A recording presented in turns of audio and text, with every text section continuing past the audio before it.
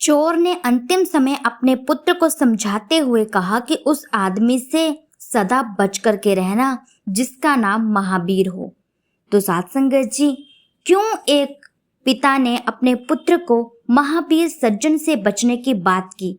ऐसा क्या हुआ था उसके साथ जिसने कि अपने बेटे को भी चौकन्ना कर दिया कि महावीर वाले नाम से, महावीर पुरुषों से सदा बच करके रहना? आखिर क्या था इस कहानी के पीछे का राज?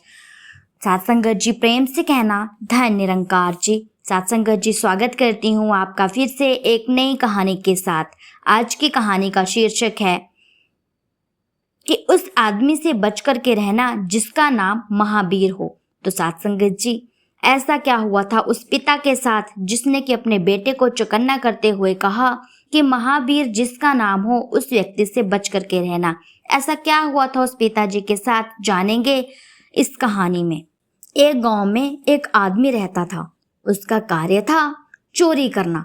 वे हमेशा चोरी ही करता था। चोरी करके ही अपने परिवार का पालन पोषण करता था।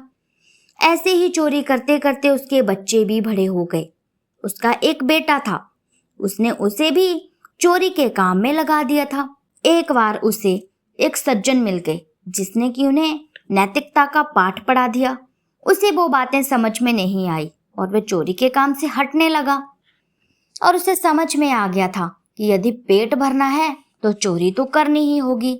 उसकी बातें, क्योंकि सत्संगत जी साधु संत की बातें उस चोर को आधी ही समझ में आई थी, पूरी नहीं। तो सत्संगत जी अपने बेटे को भी समझाते हुए उसने यही कहा फिर कि उस आदमी से बच करके रहना जिसका नाम महावीर हो। पुत्र भी चोर था सत्संगत जी उसका, और अपने बाप से कम भी नहीं था, कुछ ज्यादा ही था। फिर भी उसने पूछ लिया कि महावीर से डर करके क्यों रहना चाहिए। बाप बोला कि मैं तुमसे जो कह रहा हूँ उसे मानो, नहीं तो अपना धंधा रुक जाएगा, सारी मेहनत बेकार हो जाएगी। तो सत्संगत जी कौन सा धंधे की बात कर रहे थे ये दोनों?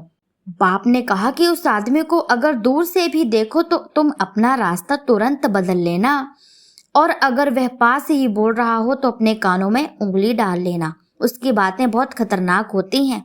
ये कहकर बाप मर गया।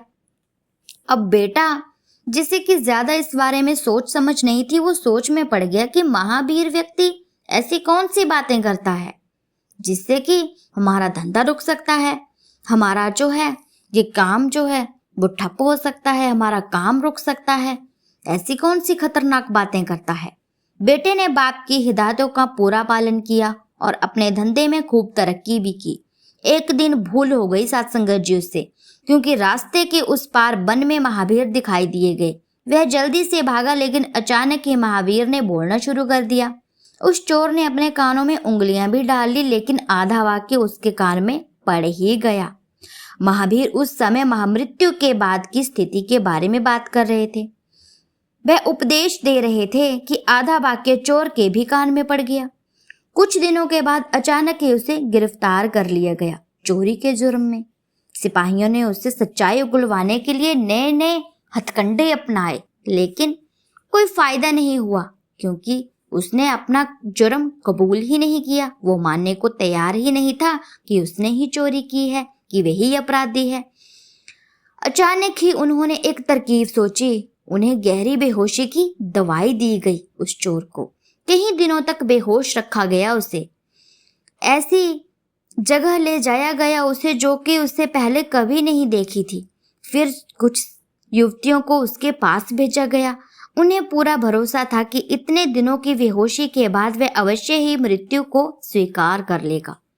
उन युवतियों ने उससे कहा कि वे यमराज की सेविकाएं हैं तथा उन्हें उस चोर को उसके कर्मों के अनुसार स्वर्ग या नरक में ले जाने का आदेश मिला है।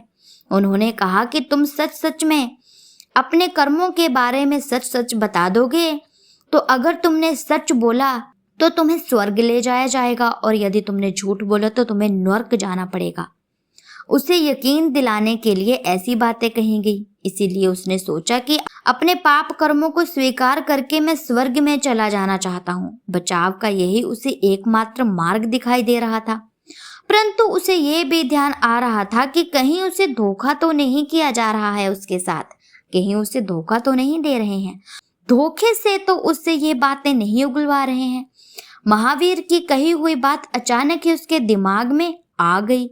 उन्होंने कहा था कि यमलोक में सेवकों के पैर उल्टे होते हैं। उनके ध्यान से उन युवतियों के पैरों की ओर देखा।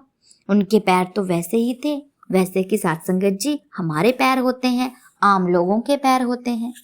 उसे यकीन आ गया कि जरूर उसे धोखा किया जा रहा है उसके साथ। अब बोल उठा वह, बात तो आपकी ठीक है, मौका भी बहुत बढ़िया है स्वर्ग में जाने का, लेकिन कोई पाप तो किया ही नहीं है, इसीलिए क्या कहूँ। वे युवतियां हैरान रह गई। सब जानते थे कि चोर वही है, परंतु मुश्किल से हाथ आया था, इसीलिए अधिकारी चूकना नहीं चाहते थे। लेकिन कोई परिणाम नहीं निकल पा रहा था। वह अगर स्वीकार कर लेता तो बात बन जाती, लेकिन वह चालाक निकला और विवश होकर अधिकारियों को उसे छोड़ना पड़ा, क्योंकि उसके प्रति उन्हें कोई सबूत ही नहीं मिला। वह सोचने लगा कि अगर उसने सच्ची बात बता दी होती तो न जाने उसे मौत की सजा मिलती या कैद हो जाती। उसे पता नहीं क्या अंजाम होता मेरा। इनसे कम सजा तो मिलनी नहीं थी।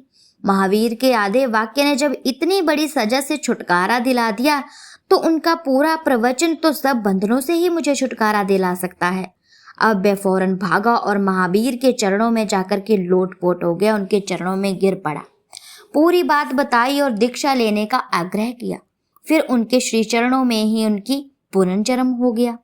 महापुरुषों की हर बात महान समाधान छिपाए होती है साथ संगत जी, लेकिन समाधान उस बात पर अमल करने से ही होता है यदि हम उन बातों पर अमल करेंगे, और यदि हम उन बातों पर अमल ही नहीं करेंगे तो फिर कौन सा हमारा फायदा होगा, कोई फायदा नहीं होगा। इसीलिए साथ संगत जी संत महावीर जो पुरुष होते हैं वो बहुत ही महान होते हैं और सच में बहुत खतरनाक होते हैं, क्योंकि इनकी बातें जिन व्यक्ति को, जिन जिन लोगों को समझ में आ जाती है, वे साथ संगत जिस दुनिया से मुक्त हो जाते हैं, जन्म मरण के चक्करों से मुक्त हो जाते हैं।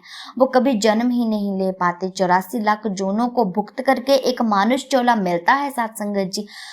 उस मानव चोले में केवल और केवल हमें यही बताया गया होता है कि इस परम पिता परमात्मा को ध्यान में लाओ, इस परम पिता परमात्मा की भक्ति करो, तभी आपको मुक्ति मिल सकती है। जब आप सच्चे मन से इस परम पिता परमात्मा को ध्याएंगे, इसकी भक्ति करेंगे, इसकी भक्ति में लीन हो जाएंगे साथ संगत जी। जो व्यक्ति मानुष जन्म में इन कार्यों को नहीं करता है वो फिर 84 लाख के चक्करों में पड़ जाता है और फिर उसे मानुष चोला पता नहीं कितने अरबों खरबों करोड़ों सालों के बाद मिलेगा, उसका कोई पता नहीं। पहले तो उसे 84 लाख जूनों तो भुगतनी ही पड़ेगी साथ संगत जी।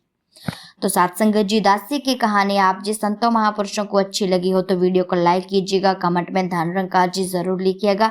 ऐसी ही वीडियो के लिए चैनल को सब्सक्राइब जरूर कीजिएगा। मिलती हूँ नेक्स्ट वीडियो में, तब तक के लिए धन निरंकार जी।